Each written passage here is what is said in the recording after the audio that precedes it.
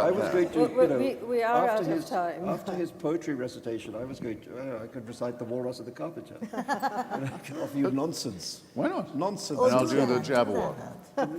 Or the The Jabberwock, Jabberwock yeah. is too short and easy. Okay, the Walrus is Walrus and tough. Carpenter is more narrative. You want to finish on a nonsense poem? Please, I think that nonsense makes Voila. more sense at this point. The sun was shining on the sea. It's about the love of oysters, anyway. So it's thematically connected.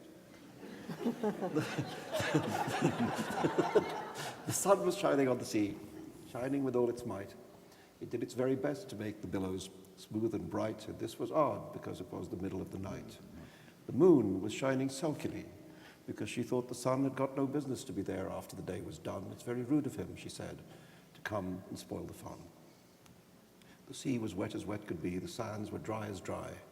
You could not see a cloud because no clouds were in the sky. No birds were flying overhead. There were no birds to fly. The Walrus and the Carpenter were walking close at hand. They wept like anything to see such quantities of sand.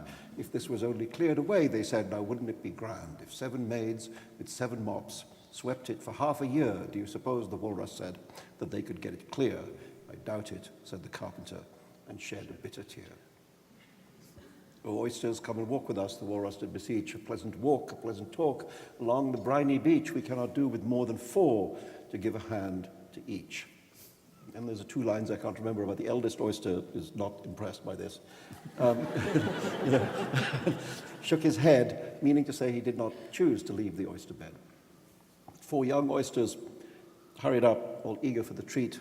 Their hair was brushed, their faces washed, their shoes were clean and neat, and this was odd because, they hadn't any feet. 4 more oysters hurried up, and yet another 4, and thick and fast they came at last, and more and more and more, all scrambling through the frothing waves, hopping through the frothing waves and scrambling to the shore. The Walrus and the Carpenter walked on a mile or so, and then they rested by a rock, conveniently low, and all the little oysters stood and waited in a row. Time has come, the Walrus said, to speak of many things, of shoes and ships and sealing wax, of cabbages and kings, of why the sea is boiling hot and whether pigs have wings. But wait a bit, the oysters cried, before we have our chat, for some of us are out of breath and all of us are fat. No hurry, said the Carpenter. They thanked him much for that. A loaf of bread, the Walrus said, is what we chiefly need. Pepper and vinegar, besides, are very nice indeed. Now, if you're ready, oysters dear, we can begin to feed. But not on us, the oysters cried, turning a little blue. After such kindness, that would be a dismal thing to do. The night is fine, the Walrus said. Do you admire the view? It was so good of you to come, and you are very nice. The Carpenter said nothing but, cut us another slice. I wish you were not quite so deaf. I've had to ask you twice. Seems a shame, the Walrus said, to play them such a trick after we've brought them out so far and made them trot so quick. The Carpenter said nothing but the butter spread too thick. I weep for you, the Walrus said.